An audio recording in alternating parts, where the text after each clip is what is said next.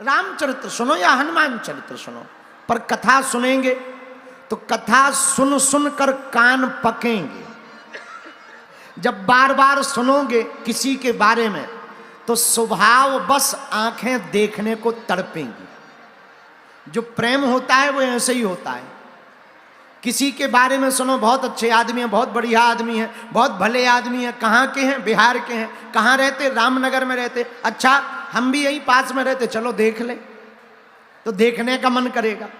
अब जब एक बार देख लोगे और राम जी को देख लोगे या उनके किसी दास को देख लोगे, आहा जितने सुने थे उससे कहीं ज्यादा बढ़िया है, अब तो मन कर रहा इनकी ही बात करो, तो अपने आप उनकी ही बातें करने लगोगे। जब उनकी ही बातें करने लगोगे तो विचार भी राम जी के ही मन में आने लगेंगे। तो राम जी की कृपा पाने के लिए सर्वोत्तम साधन भगवान की कथा है, सत्संग है, पर सत्संग भी बिना राम जी की कृपा के मिलने वाला नहीं है। तो भैया राम की कृपा तो पाई जा सकती है, पर किसी राम जी के प्यारे की कृपा हो जाए तो राम जी की कृपा हो जाएगी। ऐसे समझो, सरकार कोई भी योजना लागू करती है तो वो डायरेक्ट ग्राम पंचायत को सूचित नहीं करती। प्रधानमंत्री जी कोई भी योजना लागू करेंगे तो वो पहले केंद्रीय मंत्रियों को बताएंगे, केंद्रीय मंत्री राज्य मंत्रियों को बताएंगे, राज्य मंत्री विधायकों को बताएंगे, विधायक फिर सरपंचों को बताएंगे, फिर सरपंच पंचों को बताएंगे, फिर गांव के पंच उसको गांव में जाकर के लागू करेंगे।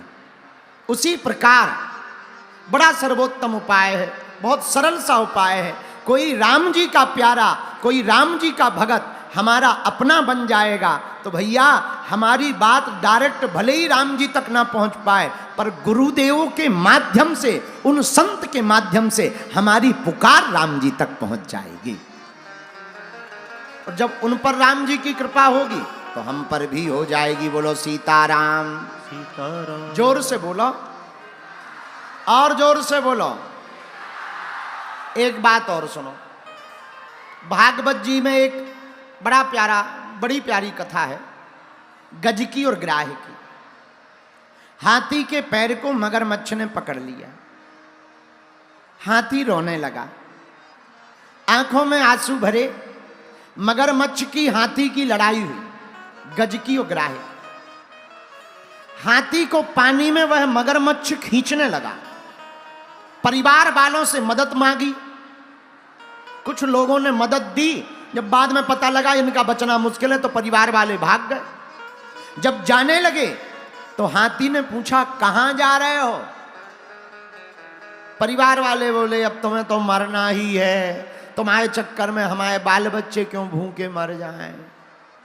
अब हाथी की आंखों में और आंसू आ गए। जिस परिवार के लिए पूरा जीवन दिया वो परिवार एक दिन नहीं दे रहा। और सच भी यही है, बन जाते हैं लाखों रिश्ते, जब पैसा पास होता है टूट जाता वो रिश्ता गरीबी में जो सबसे खास होता है। बुरे समय पे तो कोई किसी का नहीं होता। हाथी की आंखों में आंसू आ गए, रोने लगा।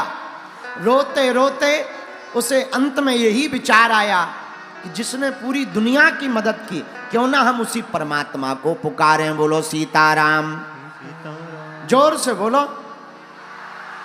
क्यों ना उसी ब्रह्म को पुकारें, क्यों ना उन्हीं भगवान को पुकारें। भैया राम जी को पुकारा, स्तुति की, भगवान गरुड़ पर बैठ करके मदद करने हाथी की आए, पर देखा कि जब तक हम पहुंचेंगे तब तक ये डूब जाएगा। तो ऊपर से ही भगवान विष्णु ने चक्र सुदर्शन छोड़ दिया, मगरमच्छ का सिर कट गया। पर किसी ने भगवान से पूछा, महाराज आपको बुलाया किसने? भगवान बोले हाथी ने। आपकी स्तुति किसने की? भगवान बोले हाथी ने। आपको पुकारा किसने? बोले हाथी ने। तो धीरे से व्यक्ति ने कहा, महाराज सबसे पहले उद्धार आपने मगरमच्छ का क्यों किया? जब बुलाया हाथी ने, आए हाथी को बचाने, फिर सबसे पहले उद्धार मगरमच्छ का आपने क्यों किया? भगवान ने भी बड़ा प्यारा गजब का जवाब दिया, पता है क्या जवाब दिया? भगवान बोले भैया जो हमारा भगत है उसका तो कल्याण होना ही है, पर जो हमारे भक्त के चरणों को पकड़ लेगा हम उसका पहले कल्याण कर देते हैं। ये भगवान का स्वभाव। तो राम जी की कृपा कैसे होगी? राम जी के भगत से। अब राम जी का भगत कौन है? आहा, राम जी का भक्त कौन है? सबसे बड़ा कौन है राम जी का भगत? राम दुआरे तुम रखवारे, राम दुआरे तुम रखवारे। हनुमान जी महाराज राम जी के सबसे बड़े भगत हैं। मेरे पागलों, बिहार के लोगों, हम तुम्हें हाथ जोड़ करके प्रार्थना करते हैं, हम राम जी के चरण ना पकड़ पाए, अगर हम हनुमान जी के चरण पकड़ लेंगे तो हनुमान जी भी मिल जाएंगे और हनुमान जी के चक्कर में राम जी भी प्राप्त हो जाएंगे। बोलो सीताराम। जोर से बोलो, और जोर से बोलो, और जोर से बोलो। अब भैया ये तय हो गया कि हनुमान जी की कृपा से राम जी मिलेंगे, पर हनुमान जी कैसे मिलेंगे? सुमरी पवन सुत पावन नाम, अपने बस करी रागे राम। हनुमान जी महाराज ने राम जी को राम नाम जप करके पाया। हम लोग हनुमान जी को कैसे पा सकते हैं? भाव से। भगवान कहते भी भाव का भूखा हूं मैं, भाव ही एक सार है, भाव से जो मुझको भजे सो भाव से बेड़ा पार है। भैया भगवान भाव के भूखे हैं, भगवान श्रद्धा के भूखे हैं, भगवान पदार्थ के भूखे नहीं है, भगवान तो प्रेम के भूखे हैं। ज्यादातर लोग, अब हम ये नहीं कह रहे कि तुम लोग भी ऐसे ही हो, ना ना ना, ज्यादातर लोग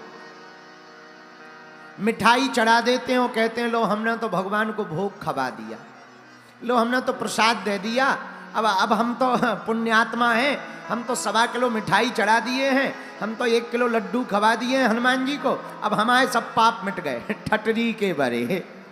कहीं लड्डू चढ़ाने से पाप मिटते हैं, कहीं मिठाई चढ़ाने से पाप मिटते हैं?